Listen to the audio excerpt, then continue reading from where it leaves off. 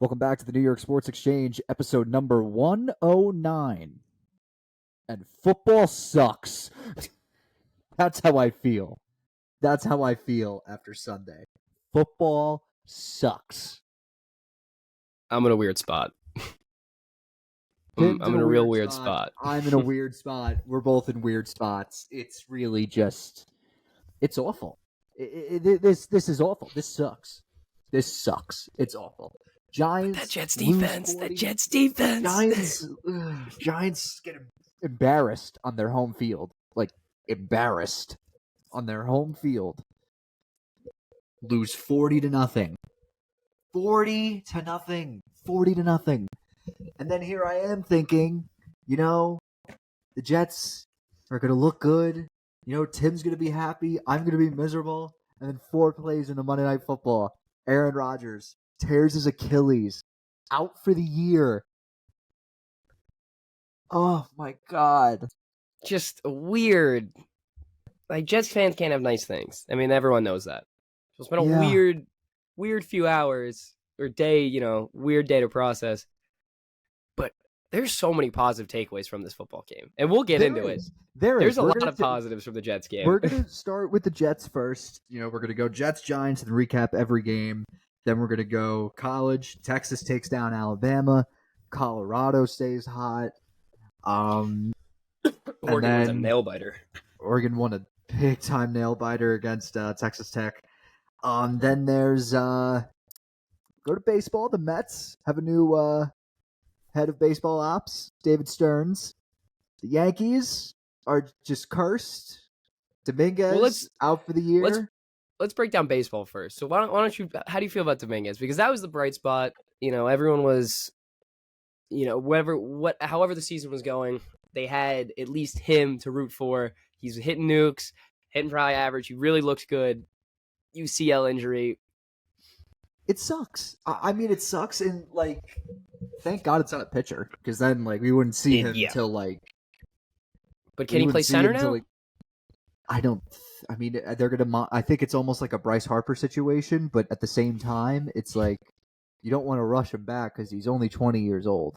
So I don't know. No reason to rush him back. Yeah, there's really no reason to rush him back. But I don't know how they attack it in the off season. Do they go get Bellinger? Do they? Who knows? Who knows what they can do? Anthony Rizzo got transferred to the 60-day IL. It's all falling apart. No one's really apart.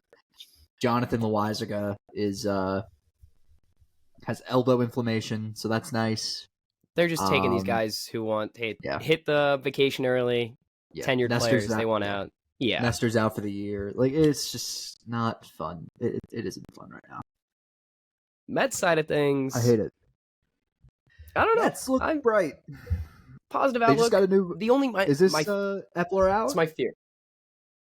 Yeah, probably. I mean, yeah, I would imagine. Apparently, so. They're gonna let. I can't imagine I just saw before we started recording that they're gonna let Buck step down at the end of the year instead of firing him. Instead of firing him, yeah. Here's the thing: you bring in this guy from Milwaukee. There was trade rumors with Pete Alonso whirling around. Listen. This is a bright future, a good step ahead. Just in the back of your mind, you can't help but think Alonso to the Brewers. Just because that was talked about before, you bring in a Milwaukee guy. It's something you have to think about.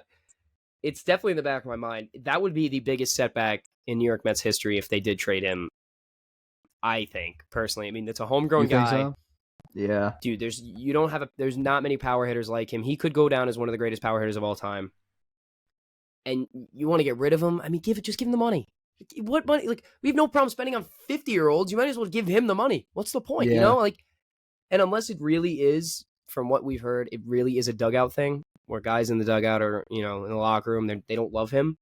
If that's really the case, then maybe. But even then, it's bring in guys that do like him, because that's the type of player where you're bring in guys that will get along with him. You need to build around too. Yeah, I know. So we'll see what happens. I don't think he will get traded. Hopefully he gets re-signed, but I like the direction the Mets are moving in. I like it a lot better than the direction the Yankees are moving in, personally. I'm so done with baseball. Like, it's gonna be hard for me to even like watch the playoffs because it's just. But we'll, that bad. Yeah. Well, we'll see what happens next year. But New York baseball's done. It's done. It's just. God, I'm just so like drained after the last like 2 days. It's just like the smallest thing is just gonna piss me off. They are up 3-2 on the Red Sox right now. They're on the first leg of a doubleheader. So nice. Still, what are they? 2 games under 500 now. Yeah. Yeah. So it's. Mm-hmm. It's not pretty. Yep. Whatever. It sucks. I mean, we take a look at the playoff picture since we're talking baseball. Orioles, Houston now leads the West. Minnesota. No shock. Wild card goes Tampa Bay, Toronto, who choked the ladder challenge. I think we should have done Monday Night Football. I feel like we well, you know what? This was one of those games you just don't want to. Jets game's one of those games. Fair. Could have went either way. It went the Jets' way with a backup quarterback. That's all I'm saying. So. Yeah. Two Monday games next week. 2 Monday night games next week. So I think that I don't even like either of them. They don't even look like they're not even great games. Both of them are divisional. I could give 2 shits about the Panthers Saints. Let's be honest. That Panthers Falcons game was some of the most undisciplined football I've ever watched. That was so bad. On the National League side of things, we have Atlanta, the Dodgers, and the Brewers. The Phillies, Cubs, and Diamondbacks, with the Marlins now 1.5 out. Same with the Giants, and the Reds are 2 back as well from that 3rd spot. See what happens when it finishes up, but baseball for New York is done. It's over. Yes, over. All right, here we go. Let's talk about it. Aaron Rodgers. Tears his Achilles. Like, I'm not even a Jet fan, and I feel like I'm like so upset. Honestly, it sucks because it sucks because and Tim, I'll let you have the floor. It sucks from a football standpoint because the Jets have so many nationally televised games. Like I know it's on national TV, but like I consider the 4:25 slot on Fox prime time if we're talking about it. If I'm being honest. No, you're right. They got a ton of primetime games. Here's how I'm feeling. You have the floor. Here's how I'm feeling, right? You're a Jets fan. Every Jets fan in the back of their mind had this scenario going down. Nobody could have guessed in the first 4 snaps. I was thinking more like week 2 he'd probably get hurt because that's just what happens. You know, this 12 years we haven't made the playoffs. That's why I'm not going crazy because why would I be going crazy? This is something that I'm just used to. I'm used to constant disappointment from the Jets. It is what it is. That being said, from what I watched last night from a defensive standpoint, the defense looked incredible. That's what I'm saying. I can't be super upset because you just go out, you get a divisional win, you start 1-0 against the Bills, a team that a lot of people have, winning 13 games. Division. Yeah, myself included. And now we're looking at 22-16. You get 4 turnovers from Josh Allen, 3 picks from Jordan Whitehead, which unbelievable. That was insane. Unbelievable. You hold him to what? 45.8 QBR, 62 complete percentage. Only throws for 236 yards, and they don't establish a run game. So you're holding them to limited yards, limited scoring chances. He only throws 1 touchdown, and they get to him. This D-line was so efficient. You look at some of those interceptions. Quentin Williams putting pressure on him. That deep ball he threw to Jordan Whitehead that was picked off. The second one, boom, got in there, forced him to make a bad throw. You look at, other guys in the line. I mean, Jermaine Johnson, what a step up he's taking from the DN slot. He looked really good. 5 tackles. He was super fast. He was getting to Allen quick. Quincy Williams as well. Quincy Williams had like 11. He had 10 tackles. DJ Reed had 11 tackles. Guys like what? Quentin Jefferson, 2 sacks. Who came in? Al Woods, old big Al Woods. What? 1 sack for a tackle? He gets in there. I mean, they have so much depth and they can, interchange players so efficiently and quickly that they're not going to get tired. This D-line presence is always going to be there constantly. And if teams can't establish a run game and quarterbacks like Josh Allen and teams like the Bills can't establish a passing game because of how good this line is getting to them and how efficient the secondary is playing, I can't rule them out of a playoff spot. And that might be my Jets bias, but you got to see what I'm coming from. They I know where you're coming from, yes. They add more running back depth. They bring in Dalvin Cook, elite. They add better receiving depth. I understand the quarterback, Zach Wilson's, but some of those throws he was making, those Allen Lazard ball, that ball, not the touchdown pass, but the Garrett Wilson seed, the other one, that low ball. Those are two good passes. Now, obviously, that pick was horrendous. I don't even want to talk about it. I don't even know what you're reading. That was really bad. He was looking at it the entire time. Exactly. But you take some of these positives they have. The defense looked great. You have an undrafted rookie, Xavier Gibson, returning a punt in overtime. You force this this quote-unquote high-powered elite offense to go 3 and out in overtime, forcing them back in your own, deep in your own zone, so they have a terrible punt. Gibson brings it back. There's a lot of positives to take away. Breece Hall looks like he never got injured in the first place. And if you look last year, there's 7-3 team before Breece Hall goes out. They add more running back depth. There's another year of Zach Wilson now under the guidance of Aaron Rodgers. You have got Hackett. Do not count out Nathaniel Hackett. Exactly, Nathaniel Hackett, who now has a chance because obviously the pass game looked mediocre, but they're not scheming for him. The plays that they're calling, he has to adjust his entire game plan going into now a different quarterback setup. So obviously, it's a whole different look for this offense.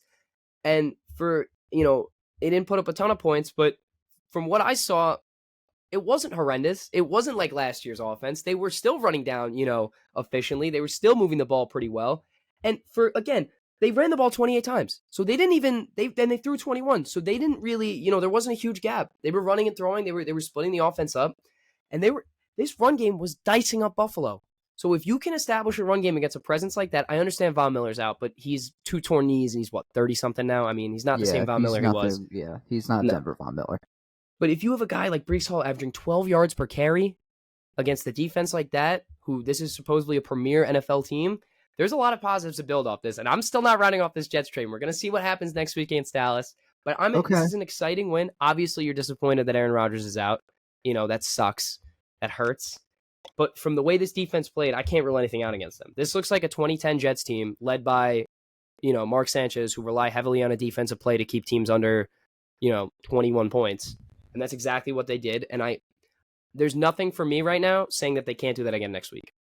Okay. If the quarterback play is terrible, who do you go get? Because they are looking at veteran quarterbacks.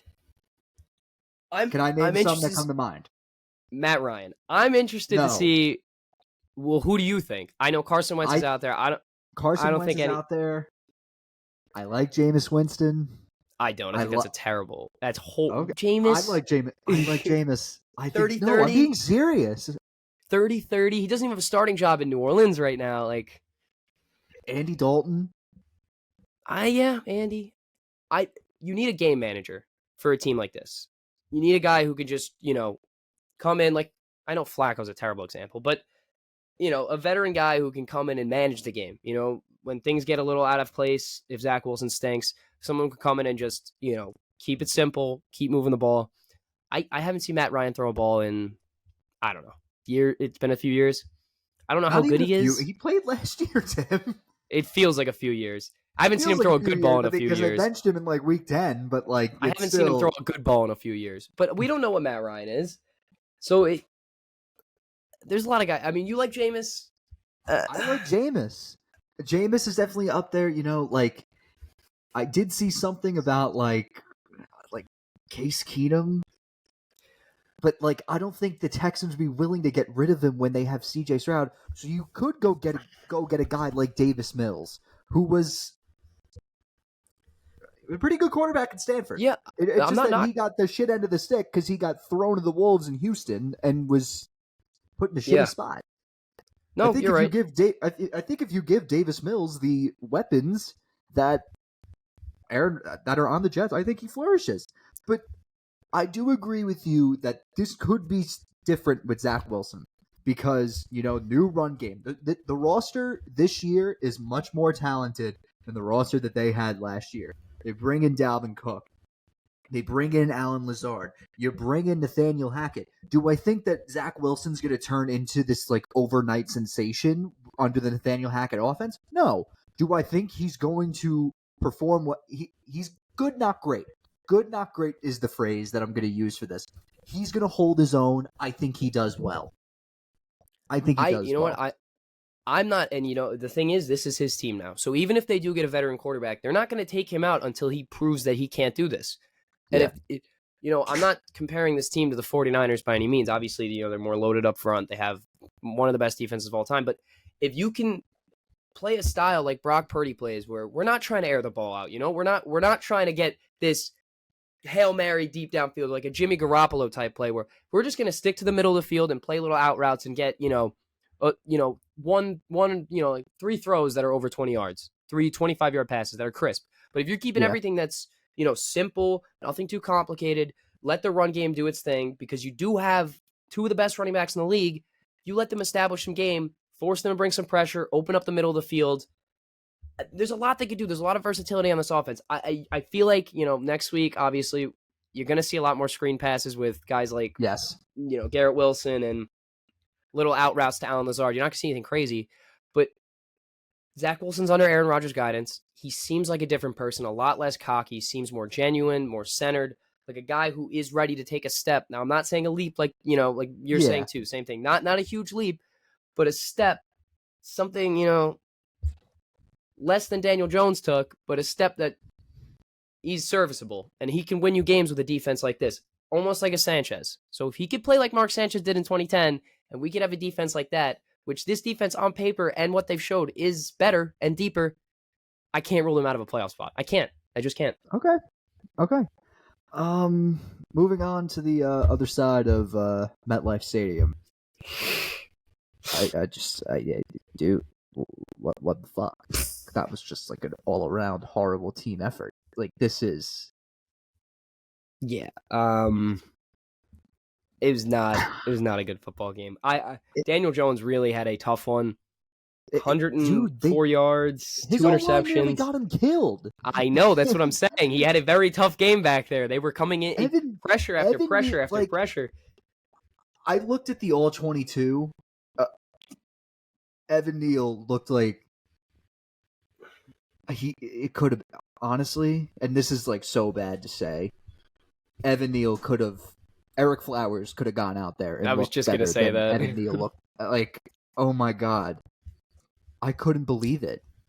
I couldn't believe what I was watching. Like, first drive, or not even first drive, half of the first drive looked good. They're running the ball to Saquon a lot. Jones is running. They're sort of taking away the pass game, so, you work with their legs. Then we get to the freaking fault. Andrew Thomas did not have a false start penalty all year last year. Week 1 gets a false start. Then we get the botch snap by John Michael Schmitz. Rookie center, that's the risk you're taking. Then the blocked field goal happens, and it's just... deflating.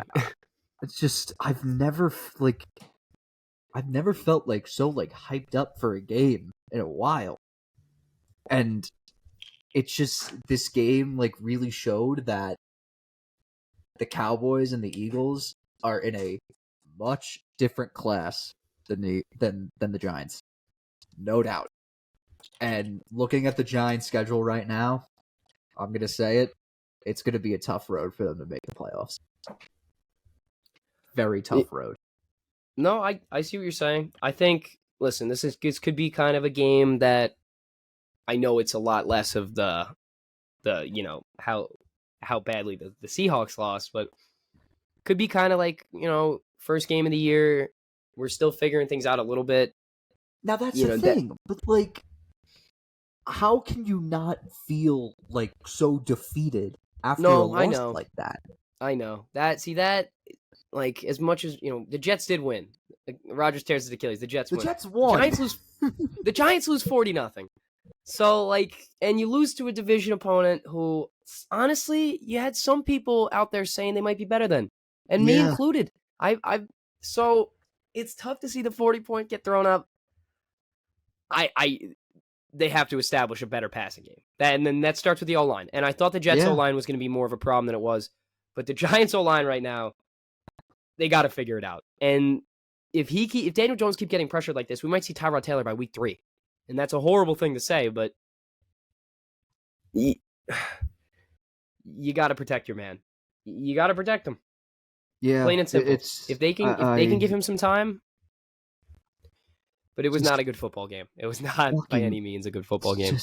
There's just so much there's so much. I mean, his QBR stand was an 8.4. There's just so much And to digest after his that. rating, Because, like, literally 32.4. yeah, there's so much to digest after that because there's, like, I can't even, like, think straight right now. Like, offensive line, terrible. And there's, like, people on, like, Twitter, like, being like, oh, Daniel Jones looked terrible. Like, Giants Twitter is, like, the worst place ever. Because you have people that, like, were against re-signing Daniel Jones and re-signing Saquon and giving Daniel Jones all that big money, to the point where people, like, are basically celebrating the fact that, like, they played terrible and it's just like, I told you so. But, like, you're really putting your own like, stop. Stop. And, like, oh, the O-line played terrible. Yeah, the O-line played terrible. Do you want to know who else played terrible? Everybody else. You lost 40-0. Handling the football is a problem. If you have they fumbled the football 5 times, and then they recovered 2 of them. Well, I mean, they only lost what? They only lost 1 of them. Yeah, like, but handling the football, you can't fumble the ball 5 times. You can't lose it 5 times. And I know you recover, but still, if that is a common trend, and you keep losing the football like that, you're not going to keep recovering it, and you're going to give teams other possessions. And if they play like they did this game, next week, against who do they have next week? The Cardinals. Good get-right game. It's a get-right game. Great get-right game. But if you play like you just did against the Cardinals, you're going to lose. You're going to lose. I mean... And that'll be a slap in the face, because this is a team that made the playoffs last year. You got a lot of expectations of them coming in. They got a playoff win against a Vikings team that people thought were really going to give them trouble. And they show up like this at home. So the Giants have lost their last 2 games by a combined score of... Hang on.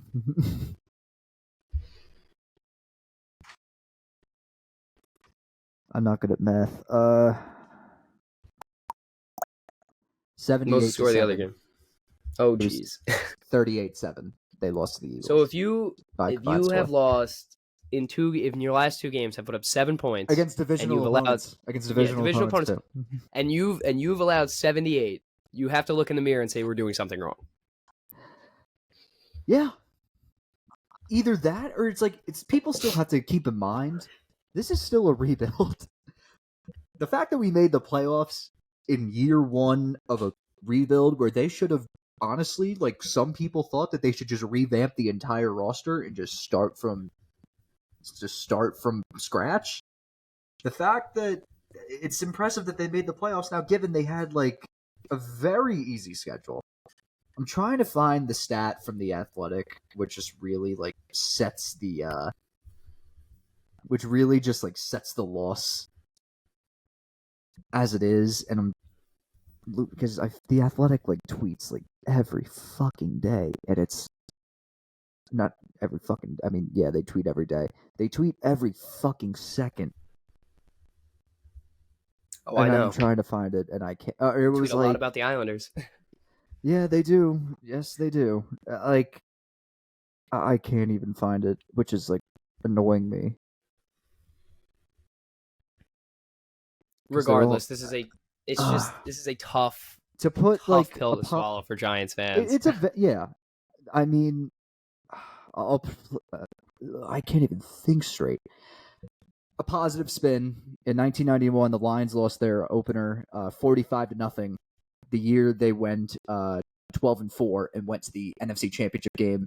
In 2003, the Patriots lost 31-0 in their opener and finished the year 14-2 and won the Super Bowl. So, listen, it's not unprecedented that teams bounce back 40-0. This is week 1, and yeah, like I'm saying, you can't take too much from a week 1 loss. But after seeing that O-line, yeah, there's a lot of questions to be had, because you have time to prepare. I feel like it's been like 10 years straight where the Giants have had like an O-line problem, and it's not. It needs to be fixed. It truly needs to be fixed. Solid. And for people who are, oh, what do you say? This is Zach Wilson's team,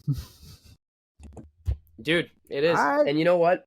For people who are gonna come and say, "Oh, you can't base anything off week 1," me saying that there's something about this Jets defense that I'm watching that I can't, not put them in a playoff spot. This is the same. This is a better defense than from what we saw last year, and they Yes. were a top 5 defense in the league. So this is something we've seen on a consistent basis. It's now showing out. So I don't want to hear any backlash. I may be a delusional Jets fan, but I don't care. I think they have a shot. Zach Wilson to the promised land. If they go 10-7 and they sneak in 11 and It's a possibility. we'll see. I have the Giants. We'll see. Here we go. No team has ever lost 40-0 or worse, lost the sack battle 7-0 or worse, lost the turnover battle 3-0 or worse, had a blocked field goal return for a touchdown, and threw a pick six in the same season. The Giants did it all in one game. Yeah, so not really, honestly, can't get much worse from week 1. It's only a stepping stone. I don't know if you heard this now, Tim. The rumor that Michael Kay said. What is it? What? And I quote, I have it on good authority that Brian Dable had a huge party at his house on Saturday night. You're not throwing a big party if you're about to get your butt kicked by the Cowboys. So this took everybody by surprise, and that's what's scary. Nobody expected this sort of blowout. They thought that they were going to play with them, and they didn't even show up.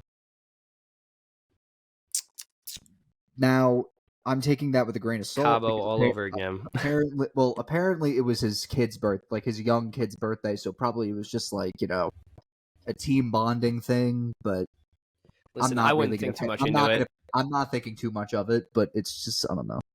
It's tough being a quarterback in New York because a lot of people are throwing blame at Daniel Jones, and let's jump right into our recap of all the games from week 1 because Joe Burrow played absolutely awful.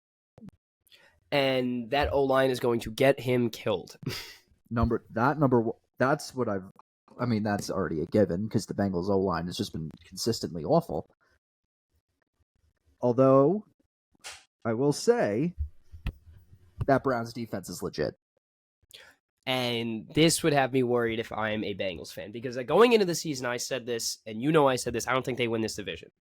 The Ravens looked a little sloppy week 1. We can get to that, but yeah, but they do win a game. They get a dub. They win 25-9. Bengals lose their first divisional matchup. I don't know if they have an answer for this Browns O-line. And I know they've given them problems in the past. I mean, this Browns D-line. I know they've given them problems in the past. It's been consistent. But they just look Myles Garrett practicing between the legs before they snap the ball. This guy, it's clear that he has their... He got Burrow to scramble. And he got to the quarterback. He went right around him. It's very... It's clear to me that this is going to be a problem for the Bengals all year long. And Burrow's not healthy. They're fearing he might re-aggravate this injury. They took him out. If he re-aggravates this injury and he's out for 6 weeks, I don't see a world where they make the playoffs. Wow. And that's the harsh truth. Wow. Holy shit. All right. If he gets hurt. Obviously, yes. Obviously. I don't think they have the tools to win without him. Other teams, like the Jets, yeah, they do, but this is the Bengals we're talking about. Yeah. All right. They look great. Okay. We got to do Thursday's game because we didn't do that. Look at the fucking Detroit Lions, man. After watching the Vikings, and we'll get to the Vikings, and after watching the Bears, and we'll definitely get to the Bears too. And the Packers, I mean, who knows how they are? There's a very realistic world where the Lions win this division. Oh yeah. And I don't believe in asterisk wins, even though that's been like a very common theme injuries this happen. week. Injuries happen.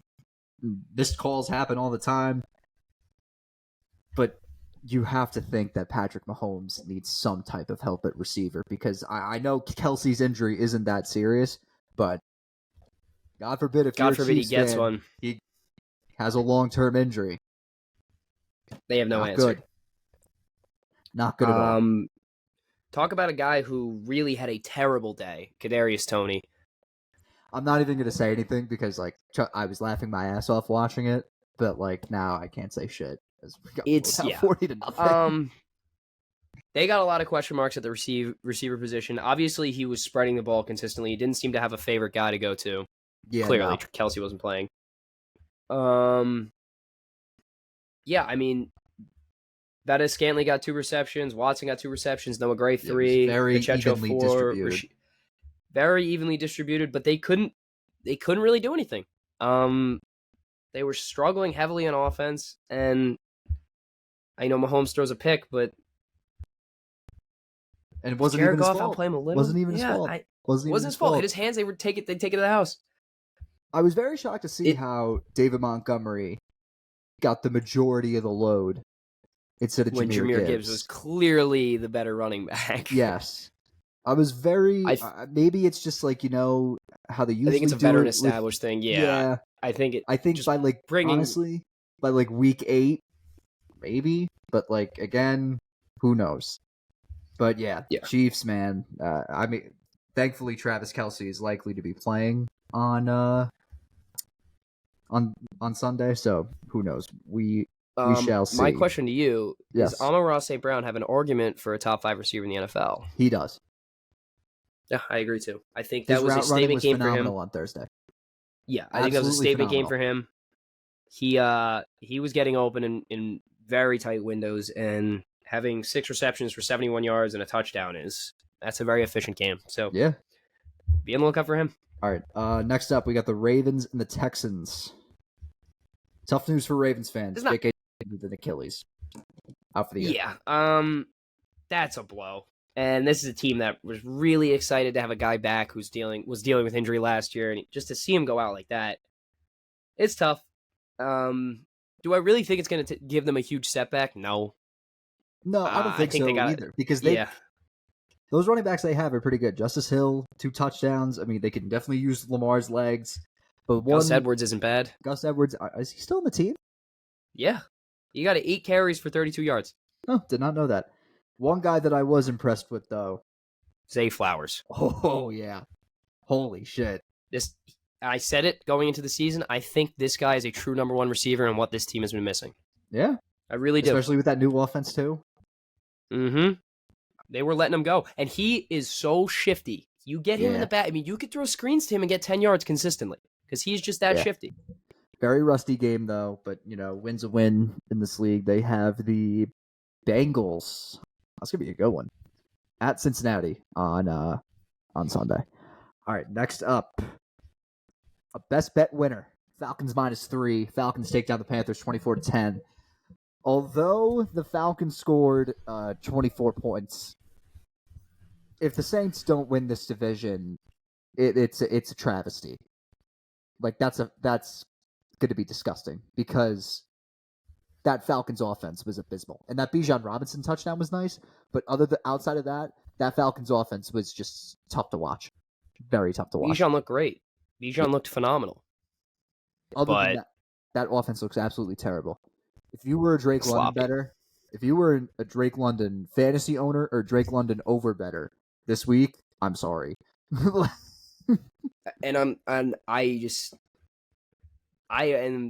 talking about Falcons. I'm talking about Panthers' perspective from here now.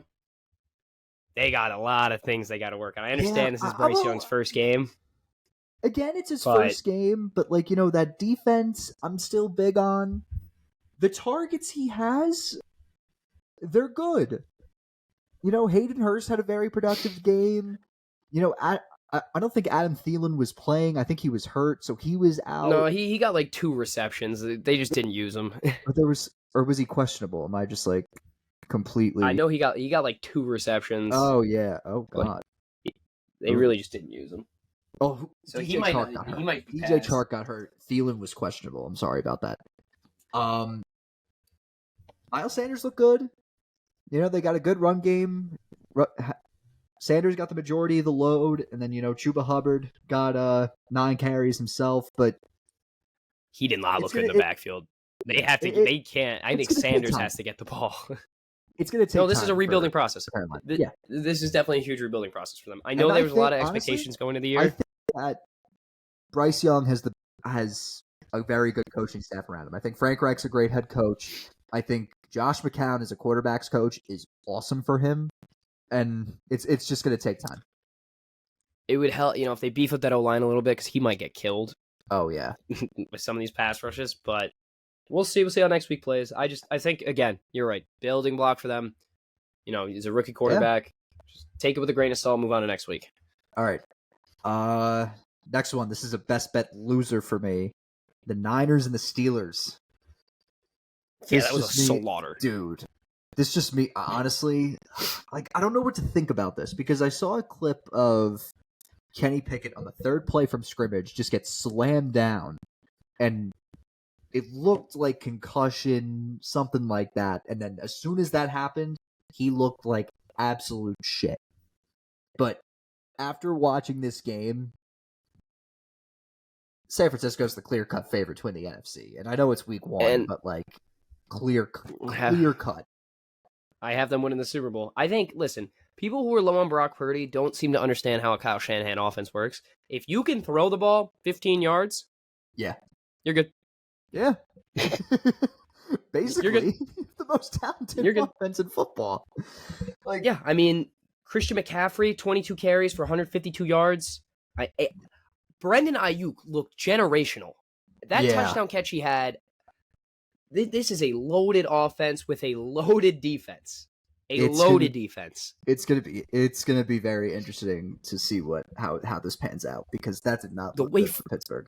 The way Fred Warner was tracking down players was unbelievable. This man looked like a bat out of hell. He was running guys down. He was running all of them. This 49ers defense is legit. I think they're legitimately the best defense in the league.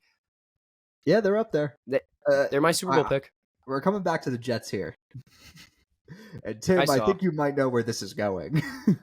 And what is that? Are you open to a reunion with Sam Darnold? If Zach Wilson does not pan out. If Zach does not pan out, are you open to a reunion with Sam Darnold? No, dude, I don't. He's so bad. Like, I don't know. He's just like a non-mobile, like, he can't, like, he had one good game in New York.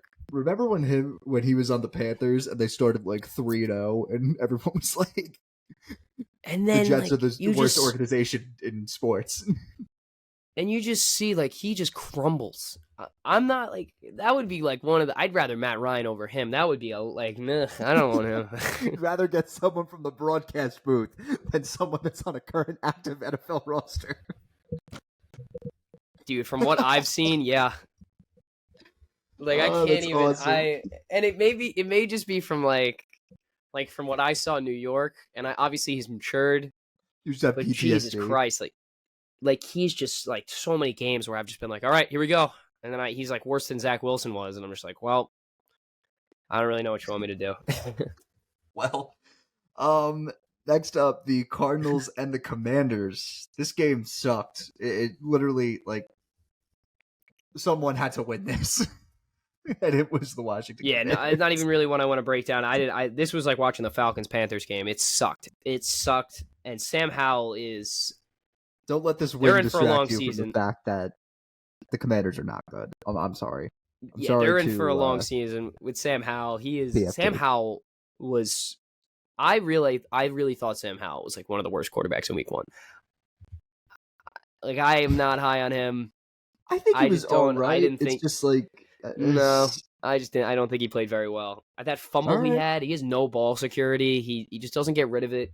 Plays like a rookie quarterback. He had a tough game. All right. Next up to Minnesota. Here we go. Here come the Bucks. Take down the Vikings 20-17. This goes to show you how bad this Minnesota defense is. Yes, because the fact that this team, who is literally not favored, but one of the leading, going into the season, one of the leading teams to get the number 1 pick. And I know it's week 1, but let's all be honest here. I was not moved by the Vikings at all. I think I felt like I was literally watching the same game from last year, but instead of having Adam Thielen, they had Jordan Addison.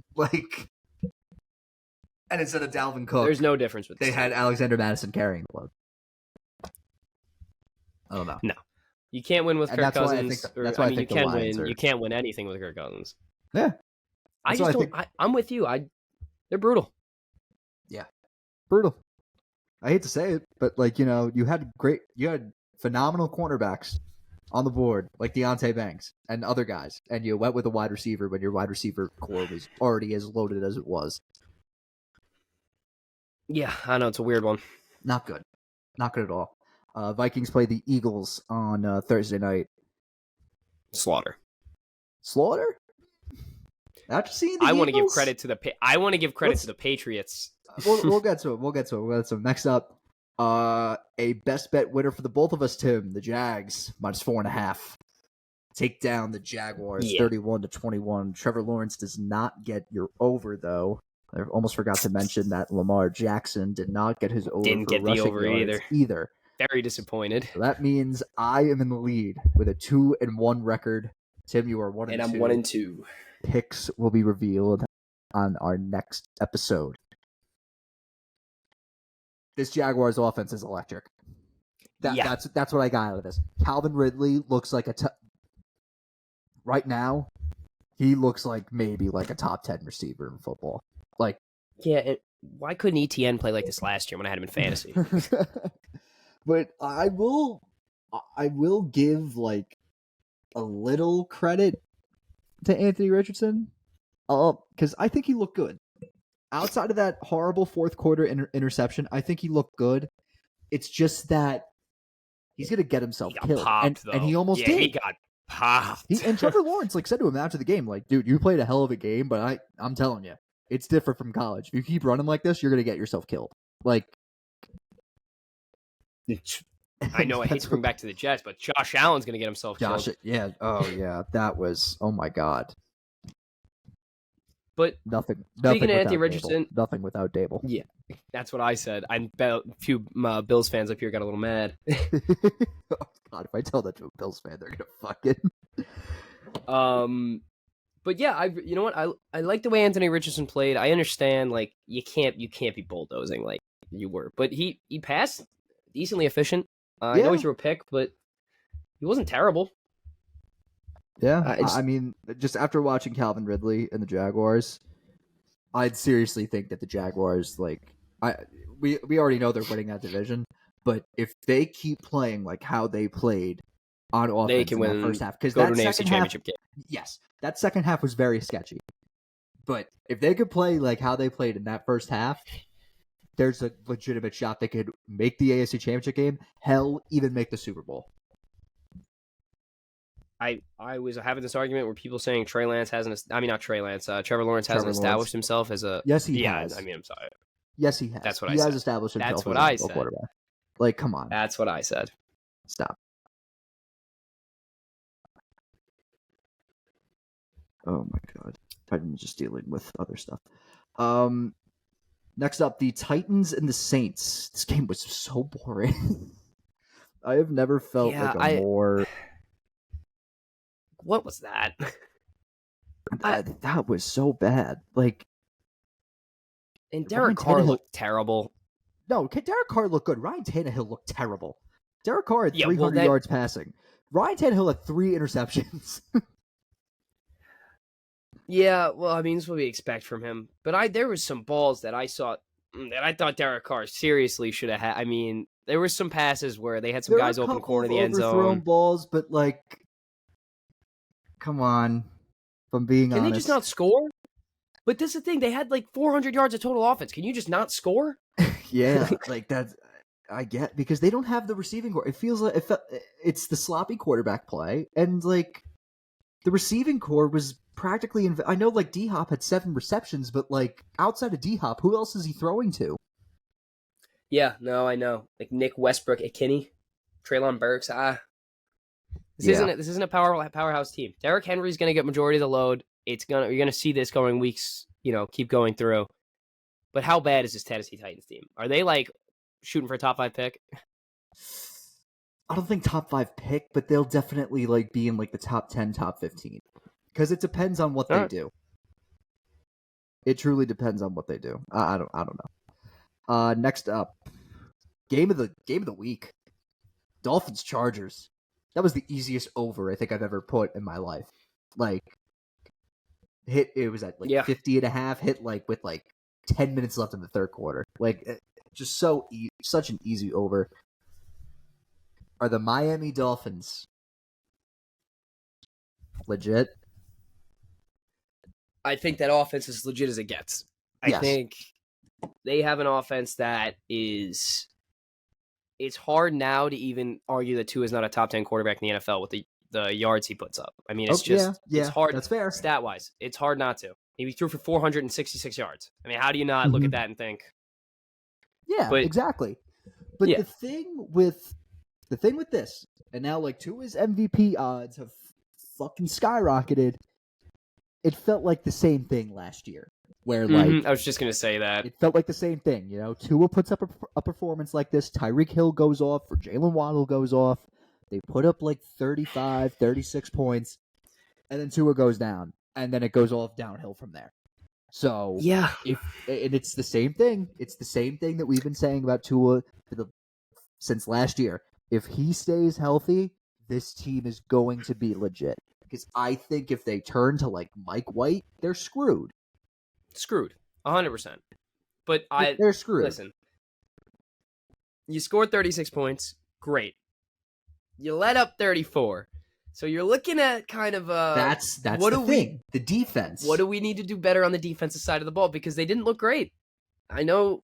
Yeah. You know, Javon Holland had a ton of tackles. They had a ton of guys a ton of tackles. Keep in mind though, they are down Jalen Ramsey. Yeah, no, that's true. That's true. That's a huge hit for them. I understand that. But if they're able to maintain this like top team status, if Tua stays healthy, you get Jalen Ramsey back in like early to late December. Yeah. Here's the thing, though. That's a good move for a playoff push. Here's the thing, though. You're in a division now with the Bills, with the Jets, with New England. Their run defense was pathetic. You allowed 234 rushing yards. 117 from Austin Eckler, and Joshua Kelly comes off the bench with 91. So you allow two running backs to get 100 rushing yards each. I don't know how well that's going to fly if you're, say they do make a deep run or somehow they make it to the Super Bowl and they match it with a team like the Niners, if you're going against some of these top tier teams who have established run games, who, even if they don't have a high end running back, but they can move the ball, they go against, I'm going to interested if they play Jacksonville. See what ETN does, because if you can efficiently run the ball against them, do they play? I see a hole in their defense. I don't know. If they do, this will be a great game. But you can't knock their offense. 36 points, 466 passing yards from Tua. They do not. This is an elite. All right, there you go. This is an elite offense. If their defense can pick it up, this might be one of the better teams in the AFC. I do have to ask you this about Justin Herbert. Are we going to treat him as like a Phillip Rivers or Dan Fouts, where phenomenal quarterback, has a talent around him, can't get it done? Yeah, it's hard to base this off week one. Obviously, you get a new offensive coordinator. Scheme. Yeah, that's true. That's true. You go to the past too. I asked the same question last year, and that's I will say, but I will answer my own question with an answer. As long as Brandon Staley is the head coach of the Los Angeles Chargers, I have absolutely no faith in this Chargers team. That's fair. You could have a super quarterback, whatever, but you could be saying, here's the thing. You could be saying those same questions in Buffalo. Is Josh Allen like a Phillip Rivers type guy? So there's a lot of guys around the league where, who knows, can they get it done? I think it's, give it like another, if you give it one more year, like this year, and they really just don't do anything. Because they got a new offense, so it's basically kind of like, there's no more excuses. Yeah. There's no more excuses. But you're right. This is like a Phillip Rivers type guy we're treating, but there's a lot of guys right now where that could be the case for them. This is the guy who's just in an era with a ton of loaded quarterbacks, and they can't get it done. Mm-hmm. All right, next up, one of the surprises of the week, the Rams taking down the Seahawks, 30-13. Now this is we said this going into the year that the Rams were going to be like one of the teams with a question mark, because they win the Super Bowl next year. Stafford gets hurt, Kupp gets hurt. They're terrible. When Stafford, I know they didn't have Cooper Kupp, but Stafford fully healthy, he looks like the Super Bowl winning quarterback that he is. He does. And I know there wasn't any throwing touchdowns, but you got to give props to guy. Tutu Atwell. The guy had 6 receptions, 119 yards. Tutu whatever his name is. Atwell. 10 receptions, 119 yards. They had guys out there I've never even heard of before. I mean, Kyron Williams, guy I took heard the of load Kyron off Cam Williams. Akers. Well, I've heard of it. I'm saying these are like younger guys. Cam Yeah. Akers didn't have an efficient running game. Kyron Williams had 2 touchdowns, 15 carries, 52 yards. I know Cam Akers got the ball 22 times, but he moved it only 29 yards. They got some guys that are stepping in. Are we looking at a team that might, I know it's week 1, but is this a team that could be surprising? Is this a team that you can look back and say this was a statement for them and they showed out? And let's look at last year's playoff teams in the NFC, just by the wild card. The Vikings. They are not winning that division, and there's no way they are making the wild card after seeing what's happened. The Giants. Who knows? Again, week 1. Who knows? The Seahawks. They just fucking kicked their ass. Who else made the playoffs? I'm trying to, from the NFC. Fuck. I'm blanking. I'm just naming those 3 teams off the top of my head. Cowboys, Eagles, Niners. Yeah. All right. Definitely not those 3, but yeah, those are the teams that made the playoffs in the NFC last year. But I truly think if once Cooper Kupp comes back, they could make a run. I think they could make a run. That's fair. It's a fair assessment. All right. Next up, Eagles Pats. 25-20. Do you want my honest opinion? And now this is me being a hater. I'll tell you why I am leaning. I'll tell you why I'm leaning towards the Eagles. Not the Eagles. Sorry, the Vikings plus the 7.5. Jalen Hurts looks bad. That number 2. It was not for that pick 6. There was a legitimate shot that the Pats could have won that game. And there were some... Yep. Because we all knew that once Jalen Hurts fumbled the ball, and Matt wasn't going to do shit. Like, let's all be honest here. After seeing the way he played, he was not going to do shit. But the Eagles let the Patriots get back into that game, and I don't know. But like, here's the thing: it's such like a common theme, because the same thing happened with the Eagles last year, where we were like, okay, like they've had some shaky wins, but they were like able to make it to a Super Bowl, able to grit and grind. Yep. Yeah. So we'll see. Who I knows? think you got to give props to Bill Belichick. The adjustments he made, they looked the defense, and they looked more settled in after because at the beginning of the game, it looked like it was going to be a slaughter. It looked like it was going to be another 40-0 game. But they made adjustments. They settled in. Obviously, Mac Jones threw for 300-something yards. Great. But the second half was just New England can't find a way to score. I don't know what Philly. Philly confuses the hell out of me. They get the win. I'm gonna have to see another week on both these teams, to be honest with you, to really have like a place of where I'm at, because I don't know. I really don't know. Yeah. All right. Final game. Packers Bears. This one was interesting because I take back everything I said about Chicago. I take everything I said about Chicago. You heard me. I said it on our last episode where I was like, the Packers are going to win this game, and it's going to continue that narrative that, like, Aaron Rodgers gone after 18 years. Here comes Jordan Love, and he's just going to fucking dice the shit out of them. And he did exactly that. He didn't really have the best throwing performance. I mean, actually, no, he did have a good throwing performance. Just didn't look like it. But Aaron Jones looked absolutely phenomenal. Yeah. He had 2 touchdowns, if I'm not mistaken. I think it was 1. Yeah. No, he had 2 touchdowns. No, 2. You received 1. I'm sorry. Yeah. 1 receiving, 1 running. But how many total yards did he have? What do we think about Justin Fields? Because a lot of people were high on him going into this year. He got sacked 4 times. He fumbled the ball away. Only threw for 216 yards. The receptions weren't there either. DJ Moore was invisible. Like, until he commits to being a quarterback and not like just a playmaker. Okay. Because that's what he is. He's trying to be a playmaker. He's a playmaker. Right now. He's trying to make plays. He's trying to overdo and make something out of nothing. But until he commits to being like an actual make the right read, if it's not there, don't waste it. Let's go to another play. Let's figure something else out. This team's going to struggle because this offense really just did not look well. 38-20. Defense didn't look great either. I'm so wrong about the Bears. I don't know. I Justin Fields did not answer any questions for me after that game, which I thought he was going to do. I thought he was going to prove a lot of people wrong. And it kind of, I have to take a step back. You got to take a step back as a Bears fan. You got to look and you got to really think about, is this guy really the answer? Because it's hard to admit that. Jets fans admitted it with Zach Wilson. It was obviously more clear.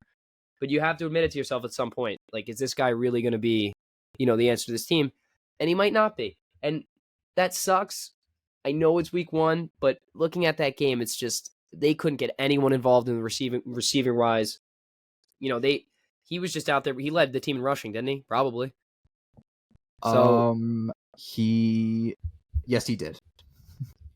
Right. So if he's just trying to do everything himself, and until he really starts to be like, I got other guys I can trust that we can make plays with, I don't know how well this team's going to be. Yeah, on the Packers side of things, I mean, they look great. This is what Packers fans were dreaming of, man. Like, young receivers, I know Christian Watson was out, but, Romeo Doubs, there's, whoever, like, I can't, Luke Musgrave, great tight end. I think Robert Tunyon's done, if I'm not mistaken, right? Might be, I'm not sure. I don't know, but Luke Musgrave looked really good. Romeo Doubs with 2 touchdowns. Just an all-around, just phenomenal. I mean, I think got an interception from Fields, and are they going to win this division? I know it's way too early to tell, but I know we've been saying Lions the whole way, but who knows? No, I think. Listen, I'm not. I think the Lions win. I understand there was injuries to the Chiefs and whatnot, but could they be one of the 3? Yeah. Okay, possibly. Okay, but you got to look. You got to think. Listen, this Lions team, from what they've done last year, they're building off that. So what are they now in their last? Were they 9-0 in their last 9 games? Who? Oh, the Lions. The Lions. They're building something special right now. I'm not knocking them until they until the Packers really blow me away because from what I took from that game was Packers look good, Bears look terrible. It was more that the Bears look really bad, that the Packers instead, you know what I mean? Yeah. Like, I took away that the Bears look a lot worse than the Packers look really good. So maybe, I know it's week 1, but we'll see. We'll see what Jordan Love does. It was a good game. It was a really good game for him. It was his first win. So it was, yes. Really looking forward for tomorrow. Not tomorrow. Next Sunday. I'm looking forward to Thursday. I'm looking forward to Sunday. I'm also looking forward to the doubleheader on Monday. I'm just looking forward for football. Yes, I am. Yeah, next week, we mentioned Vikings, Eagles, Jets take on the Cowboys, Giants take on the Cardinals. Seahawks line should be pretty interesting. See how the Seahawks bounce back. Chiefs, Jaguars, definitely going to be a good one. That's going to be unreal. Yeah, Sunday night going to be. Forgot to mention Chris Jones signed. So Chris Jones will be playing next week. Forgot to mention. Completely forgot to mention that. Any other good games out there? Let's see. Ravens Bengals going to be good. Every game. I'm excited Jets, for the Cowboys. doubleheader. I'm just going to say it. I'm excited for the Saints Panthers game. You're crazy. I'm not. Call me crazy. Okay. I'm calling you crazy. This Jets Cowboys game is going to be electric. Very low scoring. Sure about that? Yeah. All right. I'll give it to you. Let's go to college. What a win for the Texas Longhorns. Texas is back. Bama looks bad. And Bama doesn't look great. That defense and offense. I was listening to our episode on Thursday. I was listening to it back, see what I said, why I bet Alabama. I said that Jalen Milroe was a good quarterback. He did not prove to me that he was a good quarterback. It felt his only strength was the deep ball, and once he couldn't find the deep ball, he resorted to running, and Texas took the run away from him, and he just couldn't do anything with it. And I knocked on the Texas defense and said that they didn't move me. Now the Texas defense moves me. I was very wrong. I'm all in on Texas about every aspect of that game. But yeah, Colorado got a big win against Nebraska. This week is not really nothing that big. Next week's the big one. Next week there's some pretty big games. Florida State, Clemson, Ole Miss, Alabama, Colorado, Oregon. Tim, dude, if Oregon goes in there, I can't wait to watch that game because if Bo Nix goes in there and they beat the fuck out of them, I'm gonna be so happy. Now I know from that Texas Tech game, the game's in Eugene. Okay, so listen, I know so that's like their Texas first true road game, or no, not now. Yeah. Sorry, first conference road game. Yeah, because they were at TCU. I know that Texas Tech game was. And I know it was tough for Oregon fans to watch, me and myself included. That was not a fun game to watch or root for, but they won, and I am riding this Bo Nix offense to the moon. This 26-year-old college quarterback, or however old he is now, if they could take down Colorado, they'll move up in the rankings. Be a statement game for them, and hopefully they don't blow it because they always do. Last year they did the same thing. What were they, like 10-0? Then they lost again. Like I can't deal with this. So let's keep the winning early. Let's get a division. Let's get a conference win. Let's just move on. That game I will be glued to. Yeah. So really, like, I know game day is going to Colorado, but nothing really like that. Really great. Tennessee, Florida. That should be a good one. Other than that, the NFL started. There's so much football on. Yeah, I know. Do you want to know who looks really good? And I'm just gonna say it. They could definitely make the top 4. Notre Dame. They have a quarterback. Yeah. They have a quarterback, and that was always the issue. They have a real quarterback. And Audric Estime. Tim and I know Audric Estime from guy's a dog. Way back. He's a fucking freak. Yeah. Fucking insane. 100%. I think he's no doubt the best running back in the country. Clearly. I'm so big on Notre Dame. I'm very big on Notre Dame. We got one more thing to mention about hockey. We already talked baseball. But let's just bring it up. It's this was going to be my what Apparently, I saw, head coach Mike Babcock is, from what I've heard it so far. It was only been Boone Jenner, but I could be wrong. Could be more players. He has been going through their camera rolls and their text messages and their phone just to see what type of person they are. Now, I don't know if any new head coach in any organization has ever done that.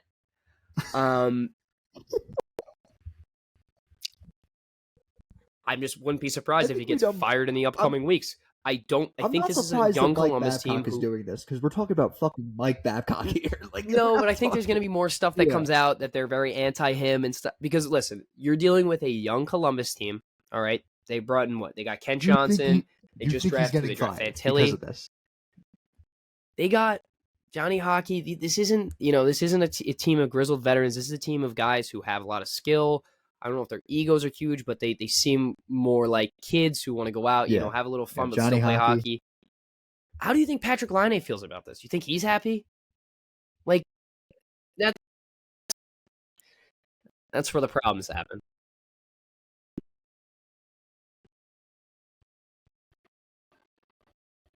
No.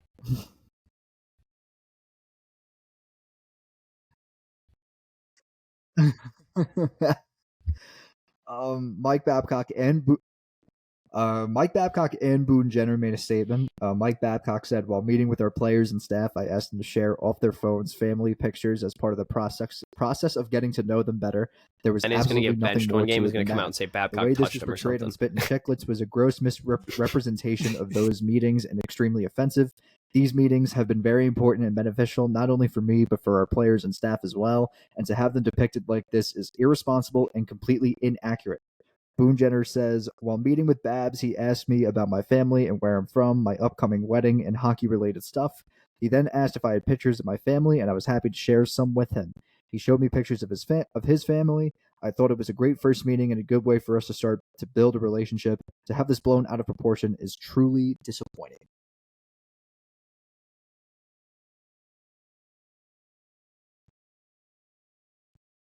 Wow.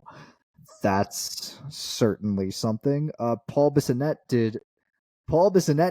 then responded to the statement by saying, "Tell Babs to knock off the bullshit. Enough with putting guys on the spot in the coach's room, asking them to link their phones up to airplay mode and grilling them. I've had tons of players confirm it. Smarten the fuck up, Babs. Shove your statement up his ass."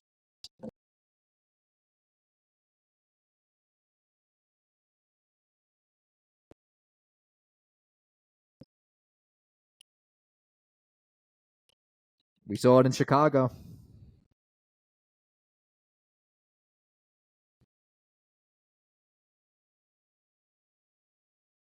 Yeah. It's fucking weird. It's fucking weird. I don't fucking know. Yeah. All right.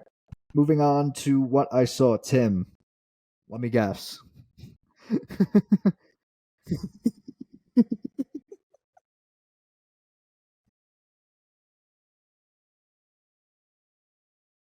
Happy birthday, Mark.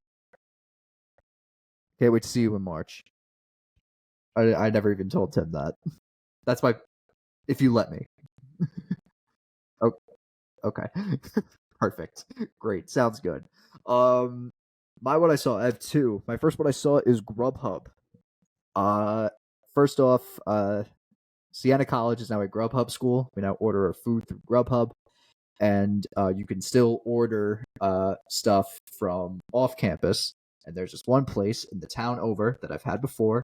Excellent fucking food. I ordered it because I got an email saying that I could get $10 off all this great stuff. My original driver texted me saying he got into an accident. It gets funnier. It gets funnier. Then I cancel the order. So I go to Grubhub support. They give me all. The guy ends up, to make a long story short, the guy ends up saying that he contacted the restaurant and they have a new delivery driver for me. So then I get a call to the restaurant and they're like, "Did you cancel the order?" And I'm like, "No, but like the guy made me." And then the woman was like, "What exactly did like the guy say?" He's like, "He told me he got into an accident." Apparently there are a group of Grubhub drivers in this area that are stealing food and pretending to get into accidents so they could cancel the order. Yes. I did end up getting my food. My week one was saved. So there's that. I got a burger with like these like bacon cheese fries. They're fucking awesome. Highly recommend. Highly recommend. My next one I saw. According to reports, Taylor Swift and Travis Kelce have been quietly hanging out.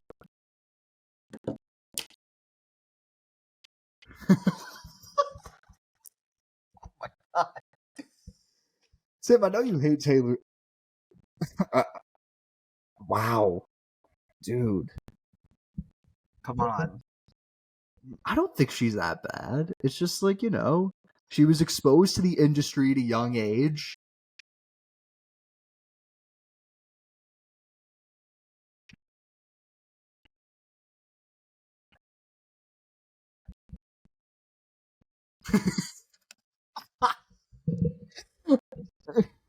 this kid was this kid this kid was this kid was in garden club in high school. Wait, is there a garden club at Cortland? Probably you're just not a part of it. Wow. Oh yeah, you do. Yeah, I forgot about the shirt. Just whipped it out. There it is. The PRHS Garden Club. Wow. Saving the environment. You were the VP? Oh, I mean, I guess I'll share it. I'm the secretary of the Gaelic Society here. So, moving up in the world. um, Top five or fun fact? What do we think? All right, fun fact of the day. Uh, what an episode. Jonathan Loizaca's season is over, which is nice. Thanks. There it is. Dominguez is done. Oh my god. Yeah. All right. Here we go. Fun fact of the day. Everyone knows that one. I hate astronomy. I can't talk. What is the name of the bird that can swim but cannot fly? The flightless bird. It's a species. So penguins is included. So it's ostrich, emus, cassowaries, kiwi, and the penguins. There are about 40 species out there of birds that can't fly. I mean, yeah, but like, oh, okay. The question like screwed it up. All right. All right, that's gonna wrap it up. Be sure to follow us on Instagram, X, and TikTok. Be sure to subscribe to our YouTube, like this video on YouTube. Be sure to follow us and rate us on Spotify. 5 stars only, and we will see you guys on Thursday, where we have our picks, our predictions, and all that great stuff for week 2. We're in the full swing, baby. We're in the full swing. It's time. Oh God, I just hope the Giants win on Sunday. That's all I hope for. Just get us a win. Got me feel good. 1-1. All right. Peace out, guys.